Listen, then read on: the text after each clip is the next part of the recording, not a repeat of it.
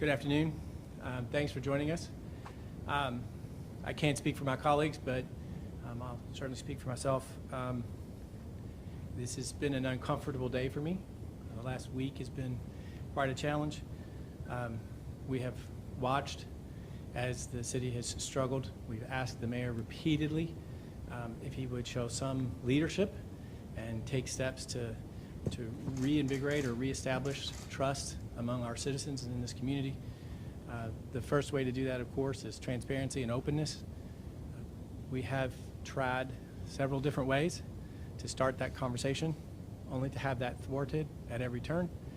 The council recently obtained the ability to subpoena folks to get testimony, and when we asked the chief of police and the public safety chief to come over and answer, I think, probably difficult questions, but questions not about Breonna Taylor's murder or death, the search warrant that went horribly badly, but to ask questions about what led up to that evening, what led to the search warrant, what led to the problems that we experienced that night, and ultimately to the loss of Breonna Taylor. We also wanted to talk about what happened after the fact. Again, not getting in the way of the Attorney General's investigation, not looking at the things the FBI was looking at. We believe that this community is struggling with a deep mistrust of what has transpired and what we are doing in response. After exhausting, every avenue, and with the mayor's decision to actually sue the Metro Council, we found ourselves with no other option. I've been involved in Metro Council for 18 years now. It never even crossed any of our minds that it would be possible that it would show up in the news report that the city of Louisville was suing the Metro Council. The city of Louisville is not suing us, the mayor is. And the mayor is suing us because he doesn't want us asking hard questions because he claims to be transparent. But when we want to find out what the truth is, he doesn't want to share it. And so that brings us to today, where we are asking our colleagues to consider a vote of no confidence. And with the vote of no confidence, we would ask then that the mayor recognize he's lost the confidence of this council, he's lost the confidence of the community, and ask him to consider that and step down. With that, I'm going to step away and let my colleagues share some thoughts with you, and then we'll answer questions. Thank you.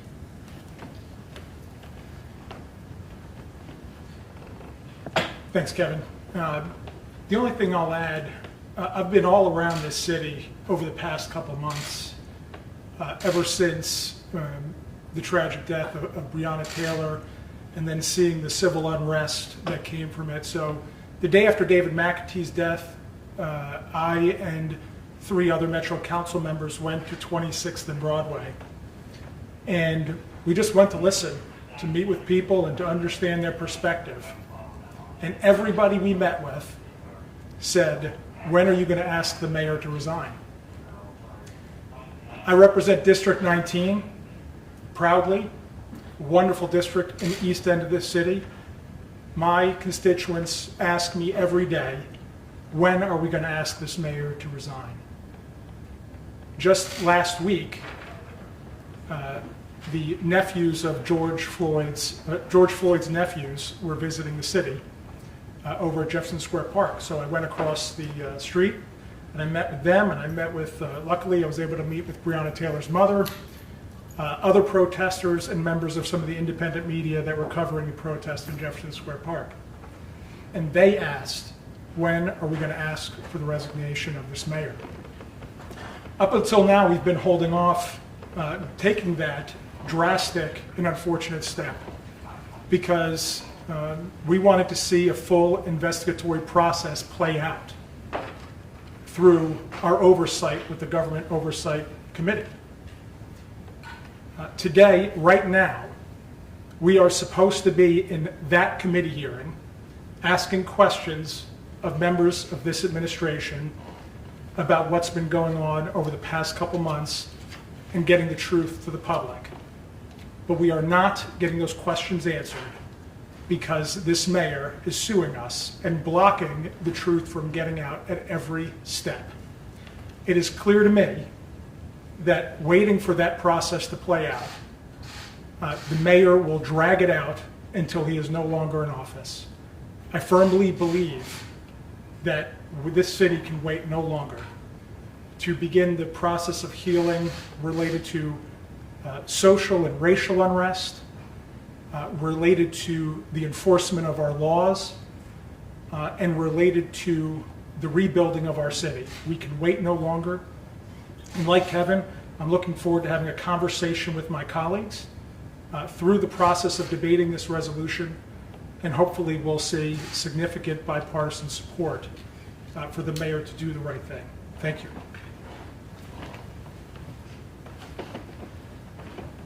Hi, I'm Scott Reed. I'm the 16th District Metro Councilman.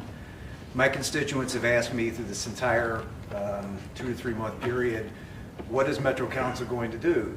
And what I have been telling them mostly is let the process through the Government Accountability and Oversight Committee work itself out, and we will get to the truth. But it's been stonewalled by the mayor, so he's basically forced this on us. We're accountable to the people that we represent. And we need to get to the truth. We need to get to the truth why there hasn't been transparency from day one with the Taylor case. We need to get the truth when it comes to police being ordered to stand down that initial weekend of unrest. The city deserves better than this. And I fully support this. It's something that I very much hope that some of our Democrat colleagues will support as well. Nobody wanted this, but we feel like we have no choice but to do this. Thank you.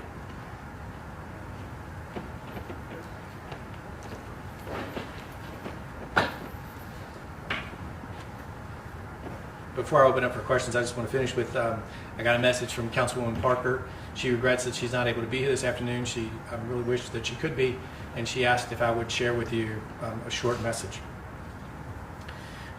Councilwoman Parker says, "It is imperative that we have a change in leadership for the city. Citizens are frightened so much that so much destruction has been allowed to go on, and crime is everywhere. We need a mayor that supports law enforcement and does not lash out and retaliate with lawsuits when challenged for answers." Again, that was from Councilwoman Parker. At this point, we'll gladly field any questions that you I have. think there's a lot of confusion out there, and we have a large live audience watching right now. We wanted you to explain what a resolution would do versus would do. Sure.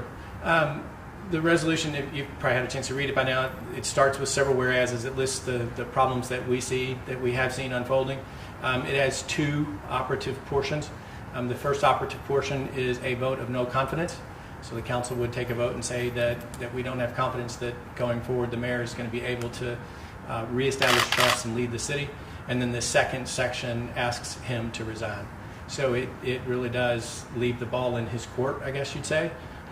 We will, as a council, make it clear what our aspirations and hopes for the city are, and he will have to decide what the next step is. Certainly within your powers, why not come out today to start the removal of Mayor Baker from office? That's a much more, trying to find a combative process. It's a step that we're hoping we don't have to take. And so we're reserving that should that be necessary in the future. Were Democrats asked to sign this legislation? We spoke to our colleagues on the other side of the aisle to make sure that they understood what was going on. There's been a lot of conversation back and forth. Our feeling was, as a caucus, that we just didn't believe that the community should be asked to wait any longer. It was time to start the process. Even the resolution process is not a fast one, so it will get read into the record tomorrow. We'll get a first reading on Thursday night. It'll go to committee. There'll be plenty of time for committee discussion, and our colleagues will have an opportunity at that point to offer amendments or to vote yes. It'll be a very open and public discussion. Because one of the whereas clauses dealt with testimony and the lack thereof. Another council member from across the aisle suggested today that the mayor's office would have allowed Mary Ellen Weederwald to come in to testify about gentrification and those issues related to council's investigation. Is there any truth to that? I can probably answer. Yeah, I'll let someone else take that one. I don't have direct knowledge. excuse me. That was the podium. Thank you. I'm aware of this as the Vice Chair of Government Accountability. I've been in contact with Chairman Ackerson throughout this process. We did not ask for any other testimony at this point. We were focused, and we made this very clear in committee in a very public forum, that we were focused at this point on tackling the question and the issue of how public safety was secured and what the mayor's decisions were or decisions weren't during the period after the Breonna Taylor case, related to the civil unrest in the community. That is what we were prepared for. Those are the people we asked to come and speak. The mayor can offer whomever he wants. This is not the mayor's committee. That is the Metro Council's committee. We asked for who we asked for, and he's declined us. He wants to change the subject. He wants to talk about other things. And the committee, when we reconvene, will then make decisions about the action that the committee will take and go from there. But whether or not the mayor offered that up, obviously Chairman Ackerson, who ultimately has the right and responsibility to maintain the meetings or to change them, felt it wasn't appropriate to go down that route. So we're going to wait until Metro Council, that committee, makes a decision on what the next way to go is. We'll make that request to the mayor, and hopefully he'll be transparent and comply with that request. When Mayor Fisher first took office in 2010, there were 52 homicides that year. Right now, we're at 98 and the year is not over. How much responsibility do you put on his shoulders when the murder rate has gone up by more than 60% and the number of shootings has gone up by more than 119% as of today? So those stats are 100% accurate. I was reviewing every Monday we get a summary of the current homicide and shooting statistics across the city. And look, it is, let's be realistic, it is impossible for anybody to make a claim that the mayor is responsible for this percentage or that percentage, or to say that this person may not have died, right, if a politician would have taken a different action. But what have we seen? So you have to look at these things sort of over the long term. The mayor's been in office 10 years. In 10 years, do we have better racial relations in this city than we did? Do we have a better or worse homicide rate than we did? Do we have more or less shootings than we did? All the records that we're setting for shootings and homicides and violent crime are during this mayor's administration. Simultaneously, he has lost the support of a variety of communities, particularly the communities who are by far the hardest hit. If you look at the divisions and how they break down, the communities that have been the hardest hit have lost confidence in the mayor. So yeah, I mean, it is clear when you look at the overall pattern that his inaction, and by the way, we are currently operating under the smallest sworn police officer force that we've had in this city in his term. So over 10 years, you have to ask yourself, what is the trend and what are the results? He can say all he wants about wanting transparency. He can say all he wants about how he wants to improve racial equity. He can say all he wants about the desire to reduce crime. I look at his actions. His actions are clearly failed in all three areas. So how much or what that number is, impossible to say, but he is certainly accountable for the results that we've seen. Can you talk to us also about some of the things that you mentioned in the resolution, some of the scandals that are currently still under litigation? The Explorer child sex abuse scandal, which the administration sued for some of the information not to be released. There's also the TARP allegations of sexual misconduct. There was also, you mentioned, Metro Animal Services and another sexual misconduct scandal there. Do you think that those things have created any risk among the community and the overall perception of his administration? Well, again, the reason that we included those is we want to make sure that we're making our case that this isn't something that just happened last night.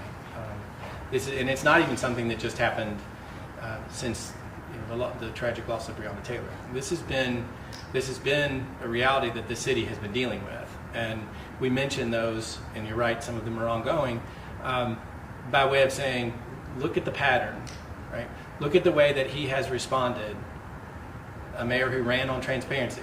Look at the way he has responded when people have asked questions about some of these scandals. And consistently, his response has been to deny it at first as much as was possible, to cover up whenever that didn't work, and even to go so far as to file lawsuits to prevent the truth from coming out. So we mentioned those, and I don't mean to write them off. They're all very serious, and we're concerned about each and every one of them. But I think they establish a pretty clear pattern with this mayor. And to answer just a small addition to, Councilman Piagentini's response, it's hard to, I think he's right. I think Tony's right. It's hard to point to, the death of a 3-year-old child and say, that child would still be with us. I don't think any of us would want to stand up and make that kind of a claim. That being said, we create an environment, and the mayor's response to folks who have broken the law has been such that we've created an environment that says, if we're not going to, if you want attention, these are the kinds of things. If you have a small child that's acting out, they want attention, they're going to break the rules. Well, if you let them break the rules and it's not getting the attention they want, then they'll break a bigger rule and then a bigger one. And pardon me. And at some point, what happens is you get to where folks lose all sense of repercussions. Who's even paying attention? What's going to happen? Where do I go from here? And so I do think what you see is if you ignore folks as they consistently and continuously break the law, what will happen is other people, not the nonviolent protesters, not the folks who are trying to get people to pay attention, not the folks who are drawing attention to the inequities. That is a different reality. But when you turn a blind eye to some of the activities that they were involved in, and when you call some of those things nonviolent protests that clearly were not nonviolent, you say to others in the community who may not be in that crowd that this is the way we're going to approach crime. And I think we set ourselves up for the violence that we're starting to see. When the mayor is now tweeting that this is a partisan and divisive game, it's shameful. Do you have any kind of response? I would probably be better to step away from the microphone, but I'm not gonna. Our attempt is not to be partisan. We felt like it was time to bring this forward. There will be time for discussion and debate in committee, and we'll see how that plays out. I think if you polled everyone who was up here, we don't believe that at the end of the day this is going to be a partisan issue. We believe that there will be folks on both sides of the aisle that recognize and understand what we're really dealing with. And I would, as evidence of that, I would point to the vote in the Government Accountability Committee last week for the subpoenas. It passed out of committee 10-1. So that committee is overwhelmingly Democrat, and on that committee, overwhelmingly, there was a vote to subpoena Acting Chief Schrader and Public Safety Chief Hess. So I appreciate and understand that the mayor wants to do the best he can to make it sound like this isn't about him, it's about us. I think in some small way we expected that would happen. It's not about us. James Peden, District 23. On this comment of partisan, we tried to go the nonpartisan route. He's already cited the committee votes and in the hearing. He went to court to stymie that process. We tried to go the nonpartisan, the open, the transparent, just tell us what's going on. He's the one who went as far as to sue us to put a stop to that. This is what he has forced us into. This is not the avenue we wanted to go. Thank you. The mayor has said he will not resign, and he feels as part of his oath, it's his duty to lead in good times and bad. With that being said, just to talk theoretical here, let's say it does pass council, the resolution. What happens when the mayor says, no, I will not resign? I would say we'd cross that bridge when we get to it. But you're right, he has a duty to act, and it'd be awesome if he did his duty for once in the past 10 years. Are Thank you you. willing to go further if we get to that point? We'd have to see what happens. First step is first. We're going to debate this resolution, and unlike the mayor's office, we're going to do it in open session. We're going to do it with the cameras on. We're going to do it on Facebook Live. We're going to do it in full public scrutiny. So the public can make a decision on whether or not it's partisan or bipartisan. The public can make the decision on whether or not this is the right direction or the wrong direction. And once that's over, we'll see what the mayor does. And then based on that, then we'll make decisions. Impossible to say how this is going to play out at this point with the council. Although I agree with Councilman Peden, I think we're going to see this as not a partisan issue at all. And we're going to see then how the mayor reacts to that. But I think, again, coming back to my comment about results, I think the results that we've seen is a mayor that doesn't care about what the public says, about what other elected officials representing the public say. So I'd love to see that change. But if history is an indication of future action, I don't see that changing anytime soon. Thank you. When the government oversight committee started its investigation, it talked about wanting to see where the facts were going to lead and then following where the facts went if there was bad action, then taking action then. Obviously, that investigation has not gone very far. I know you mentioned subpoenas, but there's a court hearing coming up on Monday about that. What would you say to people who think this is a little bit premature?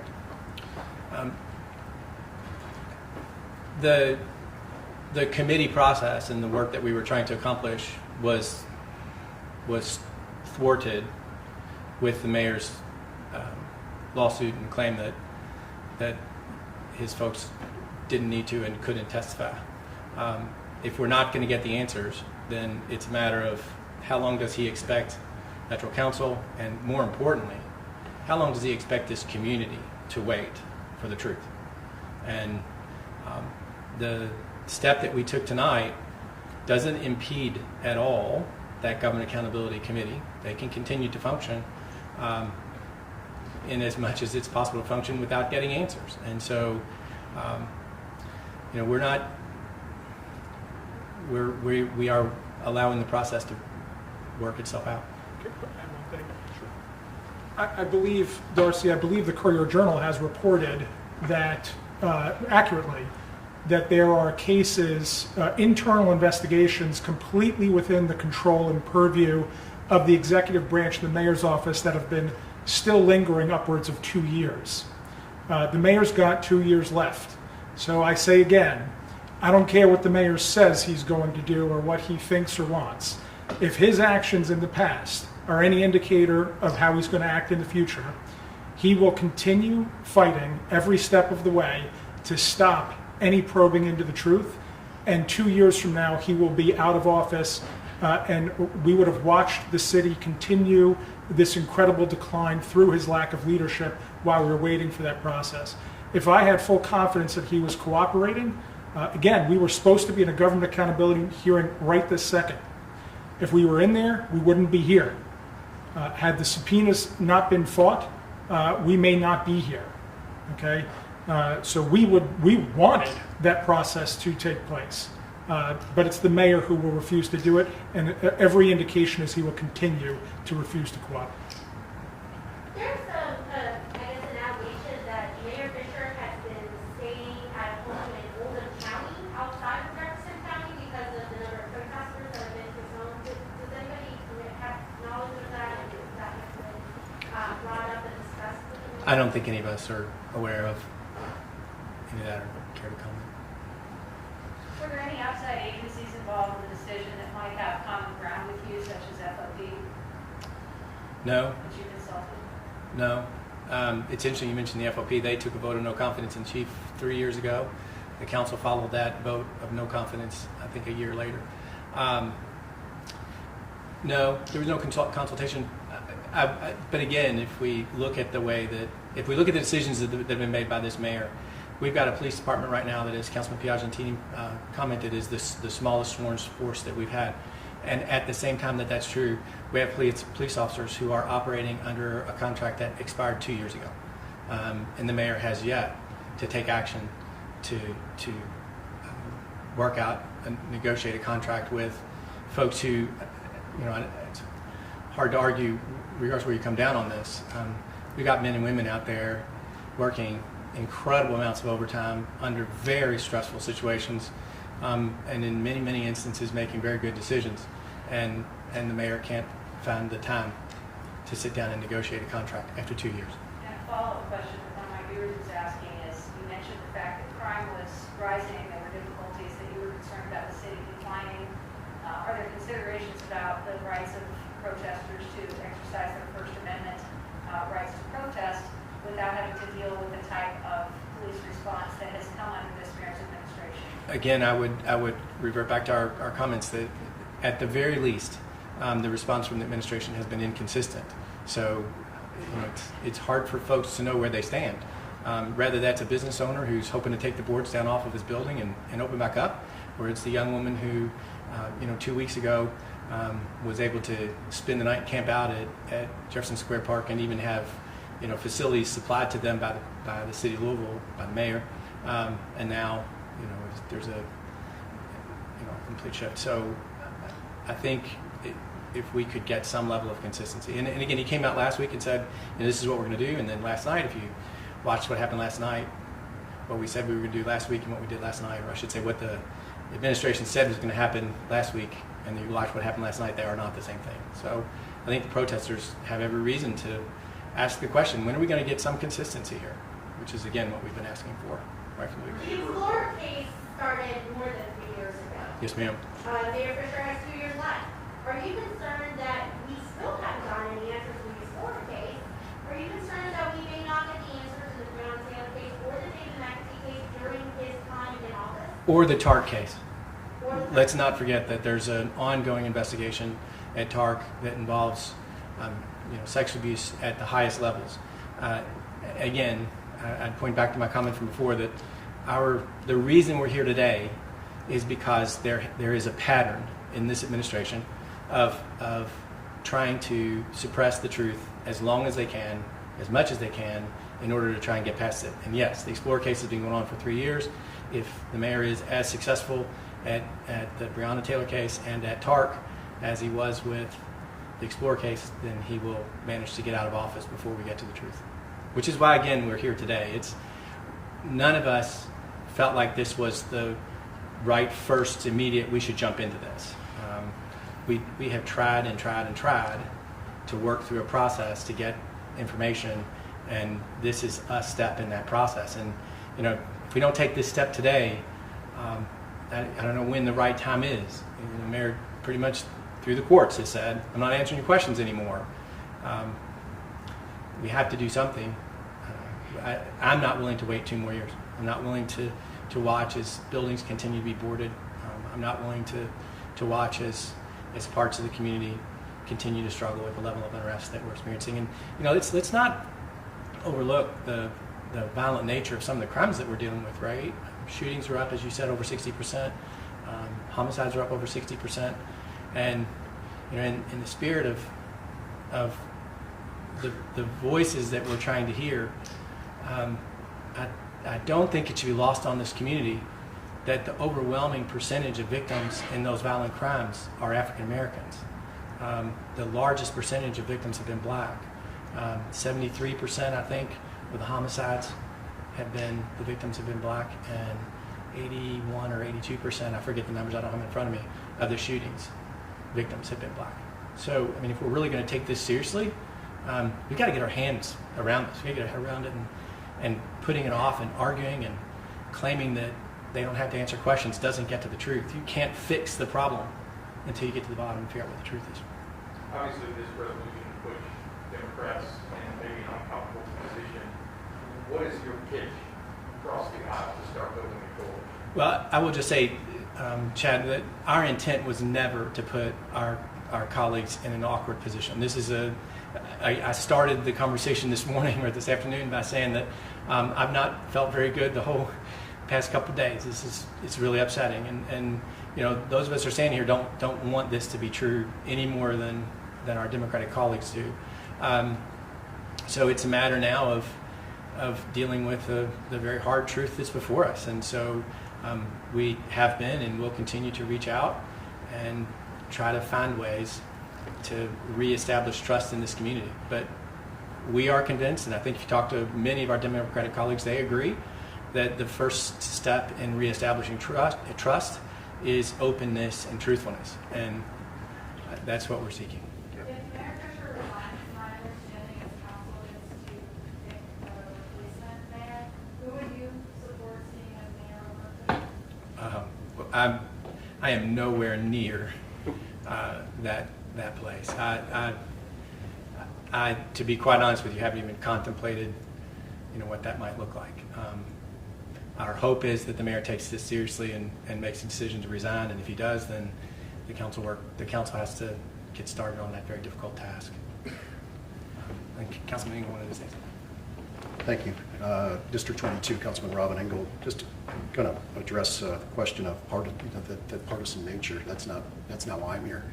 I remember being downstairs with a large group like you folks right here when we took a vote of no confidence on the former police chief, which we thought was a very important vote, and it was a very nonpartisan. In fact, we had several it was Democrats and Republicans, and obviously, folks, this is an election year.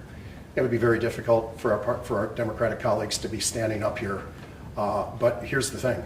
I believe this is also an opportunity for our constituents, West End, East End, South End, you name it, all over Louisville, to weigh in on this discussion. And that is a discussion I look forward to happen. We're here to defend all the citizens that are citizens of Louisville, taxpayers that have watched this city burn down almost. We have been set back a decade by this inaction. And so here's the thing. In our discussion in committee, we're going to work with our Democratic colleagues and we're going to ask them, will you vote for this, or are you going to defend the actions of this mayor and how he's handled this? I suspect that we believe that at the end of the day, this will be a nonpartisan vote, hopefully, and not just a partisan. Thank you.